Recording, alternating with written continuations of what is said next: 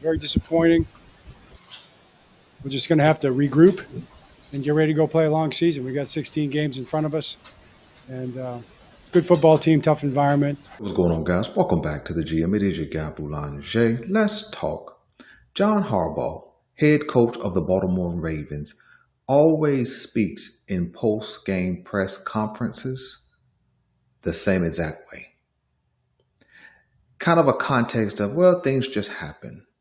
And, well, we should play better and we should coach better. And we got a long season ahead of us. And, we got to get ready for next week. And all of those things are true, right?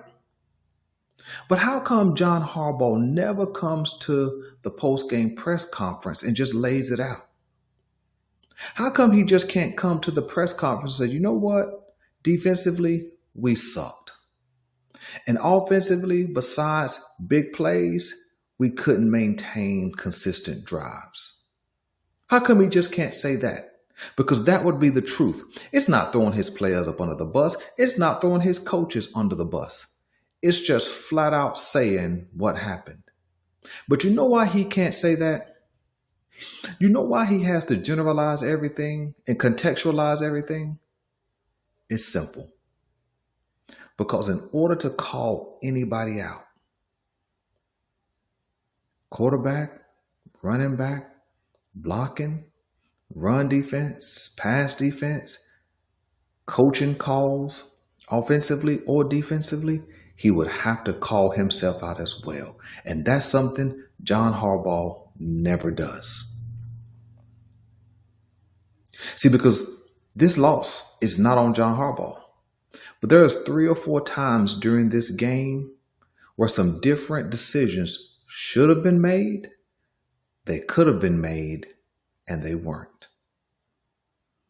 And that's the reason why John Harbaugh can never call anybody out specifically. It always has to be we and us and what's next and hopeful wishes. But with that kind of mentality, that's not going to land us in the Super Bowl. And in fact, the way we played yesterday, holistically, it won't land us in the playoffs. Let's go deeper.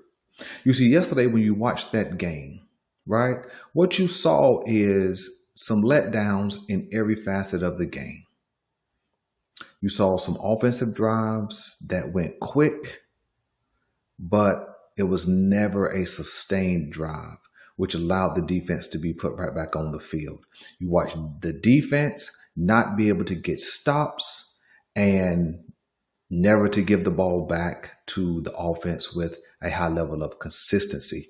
And John Harbaugh's specialty, if special teams is a specialty, Tyler Luke kicked 2 long field goals. Very good. But he still missed an extra point, which would have been significant in how the game ended up. It would have at least went to overtime. John Harbaugh's specialty gave up a big punt return, helping the Buffalo Bills start a drive at the 50, which turned into points. There was other times where Tyler Luke kicked the ball out of bounds, gave the ball to the Bills at the 40. There were several different times where the special teams unit that was much improved, super impressive in the offseason, it did some things yesterday to cost the Baltimore Ravens field position and points. But John Harbaugh never calls anything out. Nobody is ever accountable because it means he would have to be accountable. Now let's listen to a little bit more from John Harbaugh and see if anybody gets some responsibility or he takes some accountability as the head coach. Obviously, we did many good things, but we didn't play well at the end. Two big situations, the 4th down play. I mean, that's kind of a play that you don't really expect to happen. I mean, that's pretty lucky play. But they made it. And between the scrambles, I had Josh Allen played a great game, obviously, especially at the end in the 4th quarter to make those plays. Scramble plays, extended completions, and then a couple big pass plays. So that's it. and we're disappointed, but we'll be fine. We work like we always do. We've been here before. This is how the NFL works. It's a tough league. You play tough games in tough environments, and hopefully you learn from it and keep getting better. You get better throughout the course of the season, become the team you're going to be. It's a long journey. Nope, just what we thought. The same old generalized response. The question was, what are you going to do? Well, we just go back to work and hopefully we'll learn and get better and become the team who we are going to become. Well, that answer makes no sense. You know why it doesn't make any sense? Because they're not learning. 2021 in Buffalo, we lose in a very similar fashion. Turnovers, mistakes, poor execution. 2024 playoffs. Go to Buffalo. We lose the exact same way. Poor execution, turnovers, some coaching decisions that were very, very questionable. Last night, how do we lose?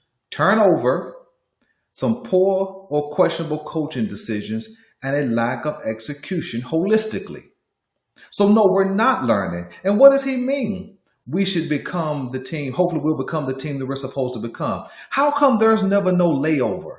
How come there's never no parlay from 23 to 24 and then 24 to 25? See, by now we should know who we are because the core of this team is still on this team. Offensively, it's still Lamar Jackson. It's still Ronnie Stanley. It's still Tyler Linderbaum. It's still Mark Andrews. Still Justice Hill. Derrick Henry was here last year, so it's still Derrick Henry this year.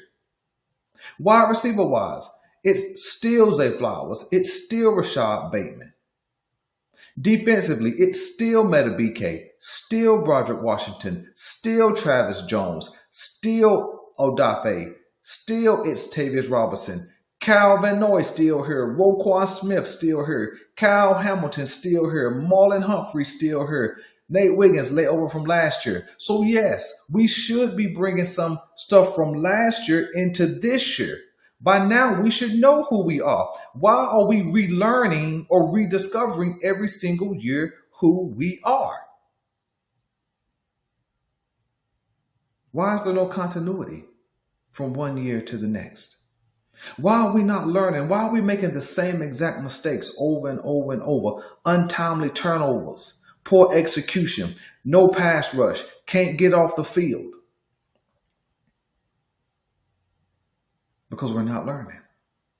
Because nobody's teaching. You see, either is good teaching and people are too dumb to learn, or there's no teaching so that there's no learning. Something has to be the problem. You guys are going to have to help me figure this thing out. But let's listen to one more clip from John Harbaugh, and then we'll close out. John, there's been a few of these losses of two-score leads in the fourth quarter over the last two seasons. For this one, what's the pattern and why does it keep repeating? Well, you got to make plays. You got to make plays on the ball. You got to get sacks. You got to turn the ball over. They got 4 downs. So, it's kind of hard to play it even. You've got to come up with a turnover somewhere. You got to knock the ball out, get a stop. The 4th down stop would have been a play, but he threw it back there and they made the play on the extended scramble. So that's what you have to do. You have to make a play and get off the field. You got to extend, stay on the field. We've had situations where we have done that in the past, but there have been too many of them. But get ready for the Browns. What were your thoughts on Lamar's performance? I thought Lamar played great. John, how big of a momentum shift do you feel that the argument was? Yeah, it's a big shift. So what happened late in the second quarter there? You guys ran off the field with the late field goal. The clock ran out. Clock said 0-0-0 on it. Yeah. I mean, I don't need to be out there for the field goal block play. Is that what you're asking? I came back out. And how disappointing was it to allow them that sideline play? Yeah. Oh, what happened with the play? You mean? It Oh. also looked like offensively you snapped the ball a little earlier. The field goal. Well, you try to run the field goal. The idea is to save the timeout because you might want to use it, which we did use a timeout to get lined up because in that situation we run the clock down to, I think it got down to about 2 seconds. So that's a milk it field goal. We practiced that before, and that's one of the things we do. You can do it the other way. You can run it down and call timeout at 1 second. You can do it that way too. We decided to do it the other way. When you listen to John Harbaugh in this last clip, some of the same generalizations. Lamar Jackson played great. Derrick Henry's fumble changed the course of the game. much of the same. You see, one of the keys to this season that I said would impact the Baltimore Ravens winning the Super Bowl was execution, consistency, discipline, and if coaching was not going to be a factor. Well, a little bit of coaching in all three levels: head coach, offensive coordinator, and defensive coordinator. There were some problems in this game. John Harbaugh still doesn't know how to manage a clock. He tries to explain away what happened before the half and how or why the Buffalo Bills were able to get into field goal range with 25 seconds left on the clock. Was there no message communicated between the head coach and the defensive coordinator? Just a question. There was no halftime adjustment. In fact, the defense seemed to play better in the first half than it did in the second half. Neither half was great, but the floodgates opened up in the second half. Was there no adjustment? I know it's just one game, guys. I understand that. But when we see this same thing over and over and over, it's like it becomes an expectation. When you see a game like this, like I told you before, I knew that we were going to lose this game in the first half. No matter what the scoreboard said, I knew that the Baltimore Ravens would give it up. And that's just what they did. Cleveland at home this week is now a must-win. We're in the same exact situation we were in last season. Fan base, don't think Cleveland's going to be a gimme, because this defense showed nothing yesterday that says they can be counted on. And without the big play, this offense looks a little bit suspect. I would rather have the big play than no play. But at some point, we're going to have play calling offensively. That's a good mixture of run and pass. And here's the thing. If Lamar Jackson is in some type of flow where he goes 15 or 19, I wonder what he would have looked like with 28 passes. Would he have been 21 of 28? Something like that? You see, because 19 passes does not allow us to get into a flow because of the big play. Again, I would rather have a quick strike offense. We need that. But we also need to know how to methodically go down the field with some consistency and put points up.